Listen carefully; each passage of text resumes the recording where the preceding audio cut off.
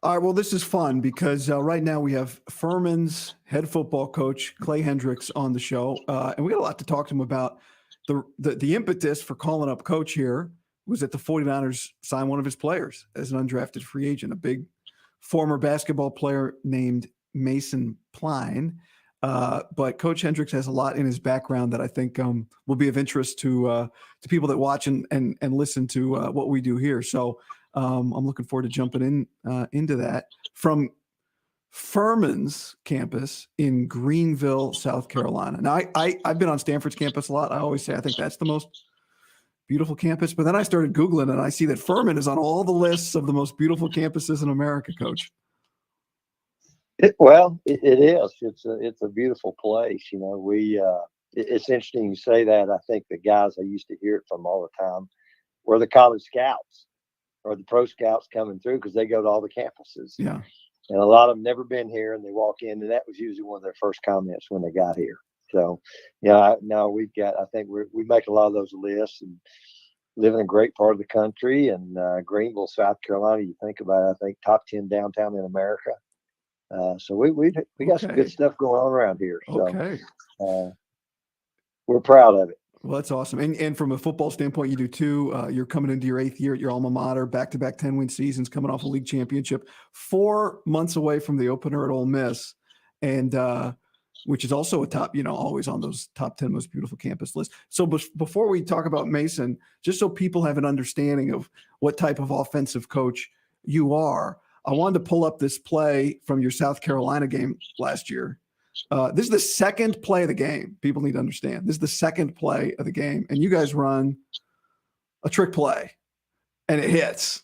What do you call this? What is this? A wide receiver pass?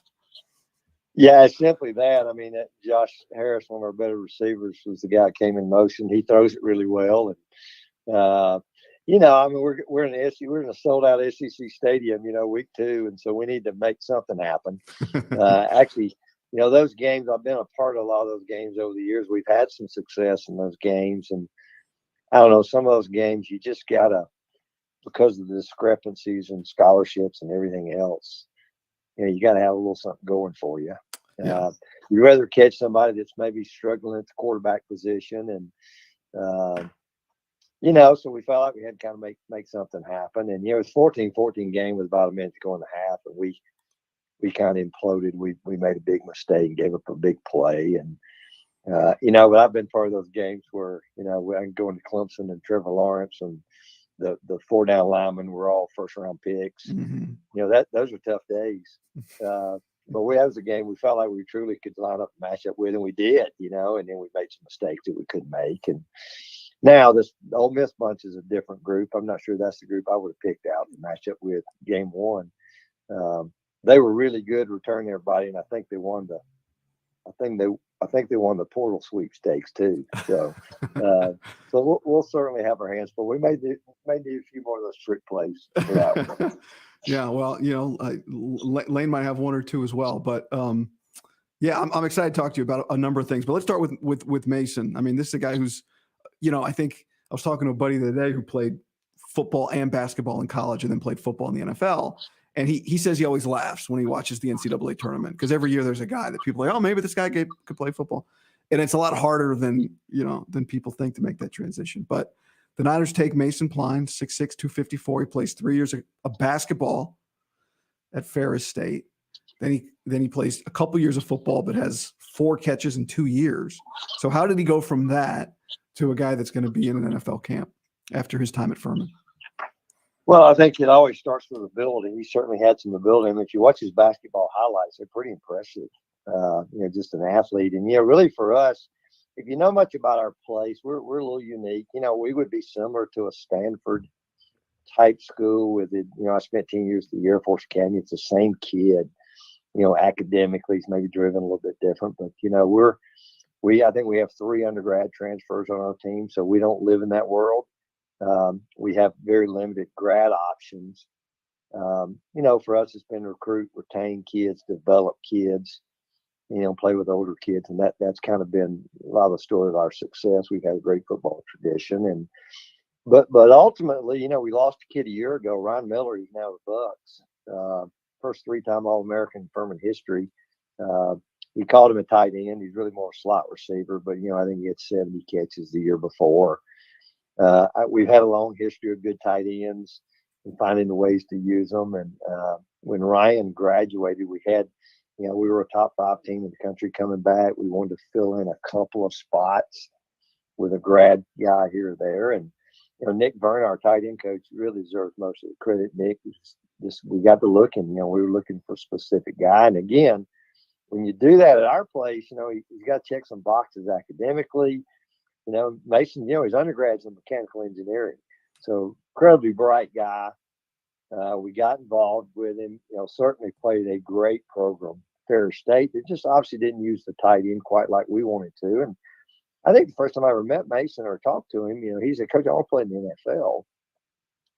And I think I need to be somewhere that I got a chance to develop and they can use me in those type things. And I, even then, I think he had one other offer, coming out as the grad. I think it was another FCS offer. And we thought we could get him from Michigan to South Carolina and be a pretty good place to come and visit and live. And I think Nick did a great job of selling him how we were going to use him. So really that's kind of how it all started. I think I remember having the first conversation. He was working at a dairy farm. He already graduated, already graduated from Ferris, and actually had maybe a labrum surgery. He was still recovering a little bit from, and so we didn't even get him here until about 1st of June. But just really, really bright. Just does everything well. Runs well, catches well, good athlete. He played in a tough kind of program, so he had a little bit of that mindset. A lot of pro scouts ask me sometimes, "Coach, do you see the basketball come out?" Well, I knew what they were asking. And I said, "No, I hadn't." Is he seen soft? that. Is what they're asking. Is he soft? Yeah, essentially. And I said, but I think the thing about him, his best days are clearly ahead of him. Man, you'd love to have him a couple more years. And, so I'm excited. I was excited to see where he's going. I think that's a great fit for him. And, I can't say I watch tons and tons of NFL football. I watch it kind of when the playoffs get started. We're busy too. And then certainly a little of the connection with the old Denver Shanahan group because, Troy guy worked for the Air Force. I thought it was a good fit. I really enjoyed watching them play. I just like to watch them play. And, there's always they do some pretty cool stuff. They run the ball. They use the tight ends, all those different things. So we may be the most attended pro day we've ever had here. We had 4 kids sign, which is that doesn't happen here a lot. We had a really good team and had some really good players, but thought he might get drafted. A lot of people, even had some people call me that I knew, but I knew he had a lot of opportunities, and I think he searched.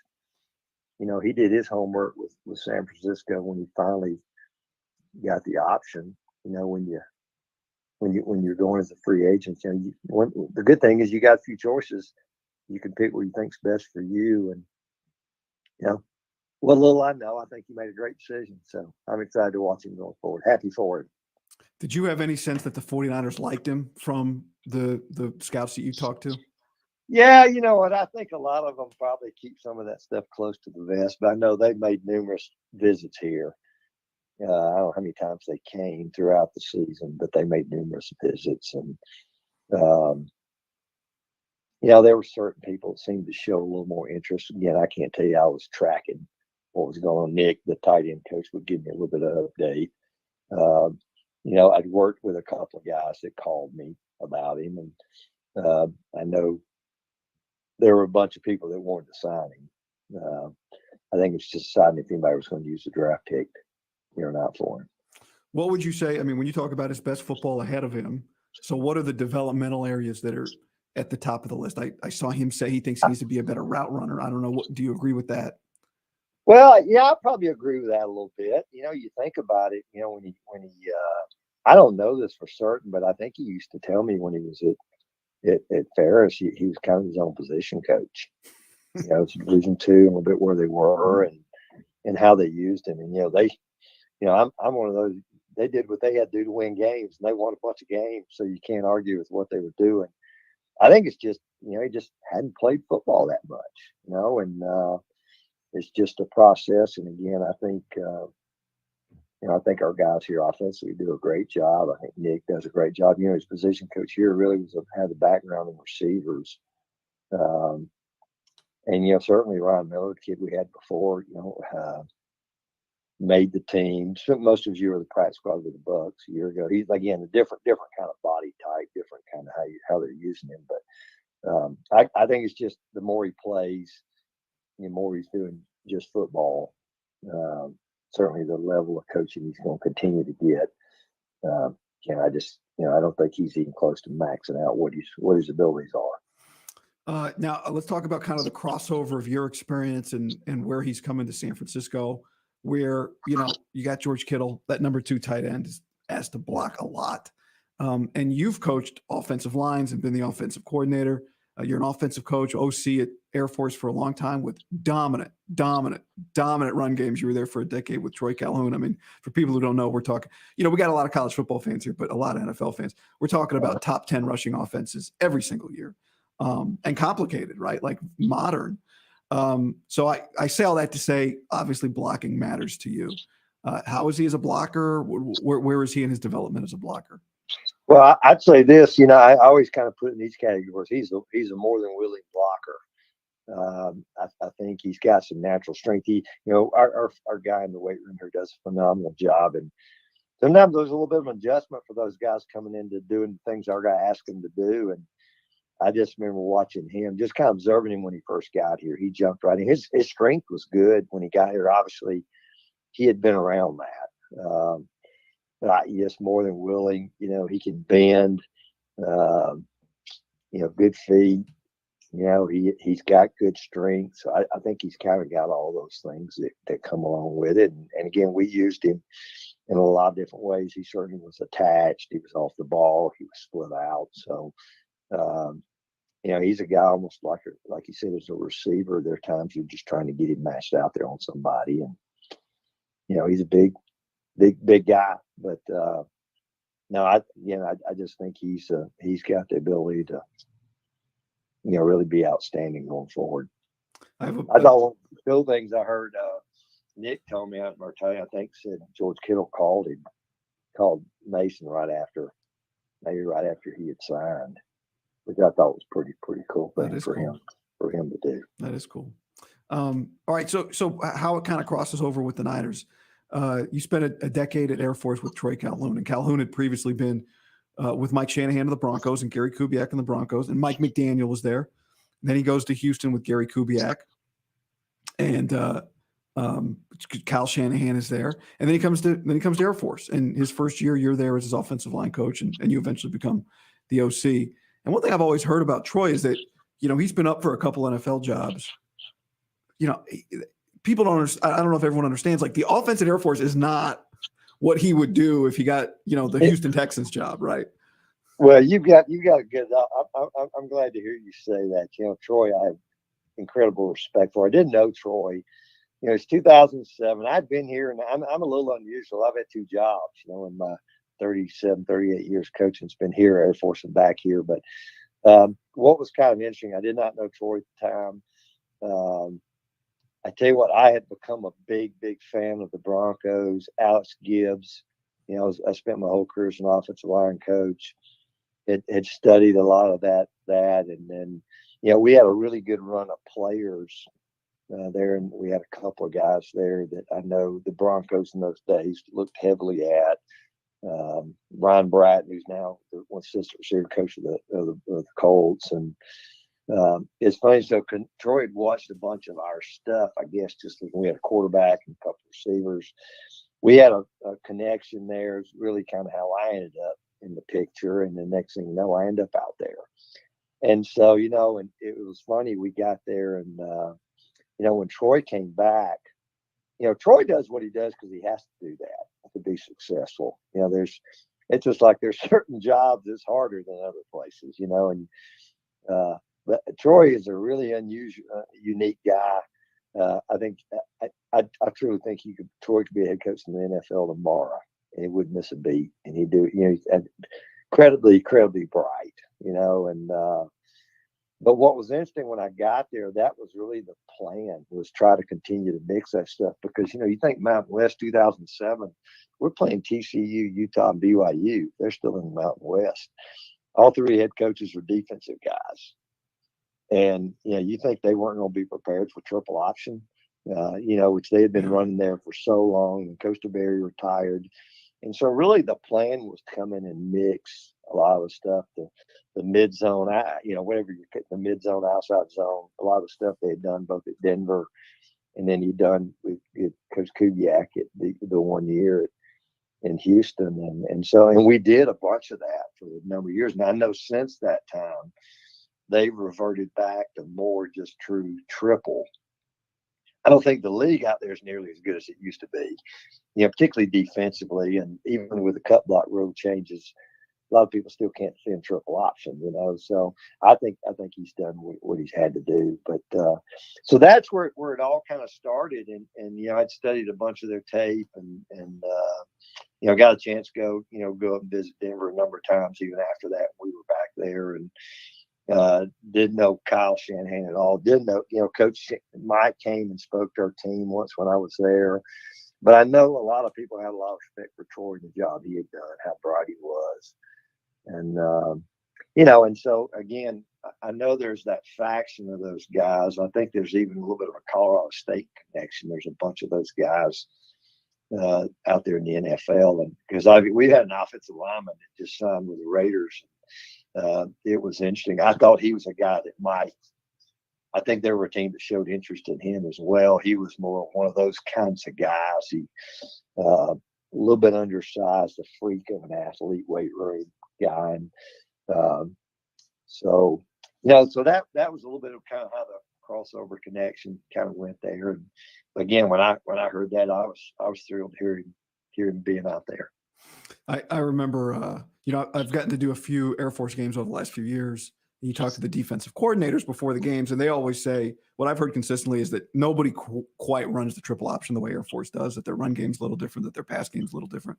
And one of the funniest, I remember doing Air Force Colorado a few years ago in Boulder. And, the whole week, the coaches are talking about, the Colorado coaches are talking about how they spent time in every fall practice dedicated just to Air Force, right? Like they had their O-line cut blocking their D-line. Like they took it all the way. First Air Force gets the ball first series of the game. Colorado needs 2 timeouts on the first series. And they got whiteboards going on the sideline. And it's like, oh no, they're in like the thing in reality is very different, I think, than the thing in theory probably to defend. Well, it is. And I'll tell you the other thing is because, even when I came back here, things weren't going great when I came back. And so I said, we had to do some things a little bit early to be competitive. And so we mixed a lot of the two. And so literally we're in one snap, we're in under center double slot. And the next play, we're in gun, with this gun 2-backer and continue to mix the zone runs with it. And you almost feel like you're running a couple different offenses, which I know made it challenging for people to, to prepare for. But I think the biggest thing with the triple stuff was just that, the mindset it took. It was one thing the X and O's part. Just, you're a defensive lineman that week. You got a bunch of guys that, well, you're not going to get to rush the passer this week, and you're going to get cut, and so I think it was just the mindset that took, that took to prepare. And that's why I went back to that. Gary Patterson told me one time, they practiced every Sunday for Air Force. During season, he always felt like it made them better because it forced them to be, and they were easily the best defensive team we played against. Yeah. But they were pretty simple, but he'd have a couple of mixes, but he would make it. They would be tough, because we always felt like we could break you sooner or later. But I don't know. I never thought we could break those guys. They were really talented and they were tough minded. And then Kyle Whittingham did the same thing at Utah, and then Bronco Mendenhall that time was at BYU, and they were really good defensively. And so Rocky Long in the league at the time. Rocky Long was in the league, and it's funny. He was at New Mexico when they didn't have nearly as talented of players, and then I always say Brady Hoke, the best decision he ever made when he hired Rocky to come to San Diego State, because now all of a sudden you had great talent, and Rocky toughened them up. Yeah. And then, he had a unique scheme anyways. And, Rocky was the guy that would always say, you could never beat a triple option team on paper because they always have answers. There's always going to be an answer for what you do, because so much of their calls are based on really just what you're seeing. And he made it incredibly difficult. But, I don't know, you take a little bit of that from everybody you played against. And, Rocky Long was the guy, if you've watched us play here, we played really good defense. We play maybe 24 guys in a game on defense. We're rolling guys, and I kind of got that from him. And you're just keeping kids engaged, and even maybe they're not playing the 6 or 8 snaps, but that week at practice, they know they're going to be in the game. And so we rolled those guys, and that's been a big key for us. But no, it was interesting. It was interesting my time out there, and it's funny. There were times Story let us run a little more zone than other years, and then there were some other times you always felt like the zone game, you're gonna get a couple more holdings, you're gonna have a couple more negative plays, but the bang for the buck was pretty good. Yeah.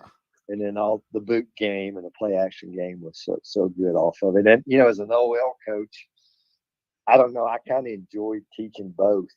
I actually thought the triple stuff was easier. I think sometimes people want to do that. I said, that stuff's pretty, a little bit easier schematically. Once you understand what you're trying to do, everybody understands who the read is, who the pitch key is, all those type things having answers. I thought the other stuff was probably a little more challenging to get taught, and then you're trying to teach both, makes it, I don't know, I enjoyed that part of it. I think it's, and I got to let you go here in a second, but I think it's interesting. Like, I don't know that this is common, but I remember a few years ago doing a game, and my analyst was a very good running back, had played in the NFL.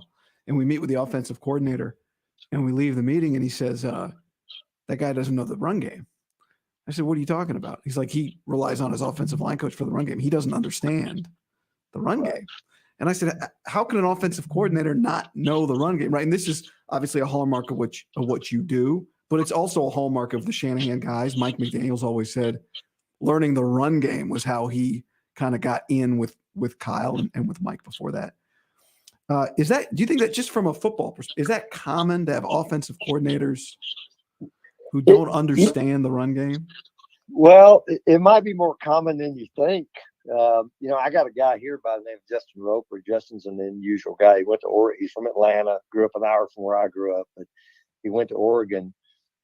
And then, Justin's a big 6'6" guy that was more of a pocket drop back kind of guy. And then Chip Kelly rolls in there. And he obviously wasn't Chip's kind of player at Oregon at the time. He ends up transferring later, finished his career at Montana, where he actually played basketball and football at Montana. But I've heard him even talk about just his time with Chip. He wasn't playing, but he just talked about how much he enjoyed that time being around him. And then you kind of watched him progress, throughout his career coaching. And now he's been with us here now 2 years. He's got a good perspective on it. And, but that probably happens more than you think sometimes. Or it's simple, it's so simple. There's some, I personally am one of those guys that never, the whole offensive line coordinator things is a unique challenge too, unless you're truly pretty simple in what you're doing, because I felt like, that time that you just feel like your guys got to be coached every play, and there's 5 of them. I always did it myself. I never had I was never part of a staff where we split it. I might have had a young guy, occasionally a few years. But there's different ways of looking at it. I think I've been, even my time here and there, pretty detailed in what we did in the run game. Not to say the other wasn't either. We always had really bright kids. Yeah. We had them here and there, and I also learned with that. Troy used to say it. They're smart, but you get them thinking too much. They're playing slower. just because, and he was always big on have them rested and don't have them thinking, and if you could do that and yet still be prepared, then, the nature of the kid we had, they would, when it came time to turn it loose, they'd turn it loose. But if you're going to slow them down, because you weren't going to be the most talented group, and we aren't even here just because of the restrictions. I'm always careful to tell our guys we have talent, but that's just not really how we feel like we're going to win games. It's a combination of that with attention to detail and execution and discipline. Well, it sounds like, Coach, the last thing I'll say, one thing we're learning here, for the 49ers, there's a lot of work that goes on from Monday to Saturday based on the game plan, because there's just a lot going on in the Shanahan offense.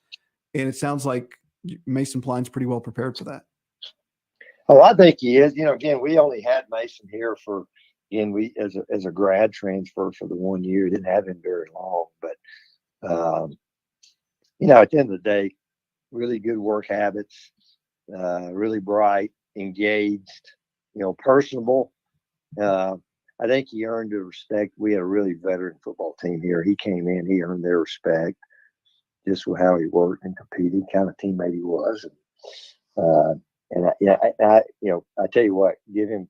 I don't know his parents real well, just because obviously he wasn't here as long, but the times I've been around him, it's pretty easy to see where that came from.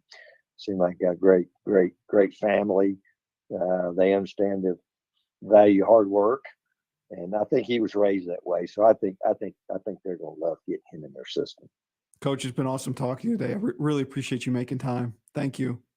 Well, I appreciate it. I've always been a little bit of a 49ers fan because I like stuff they've done, but I'll be watching them even a little more different now. All right. Well, Coach, appreciate it. Good luck this year. Thank you for your time.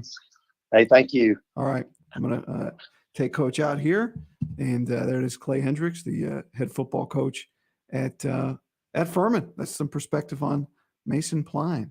Awesome. All right. Thanks for hanging, everybody, and we'll talk to you soon.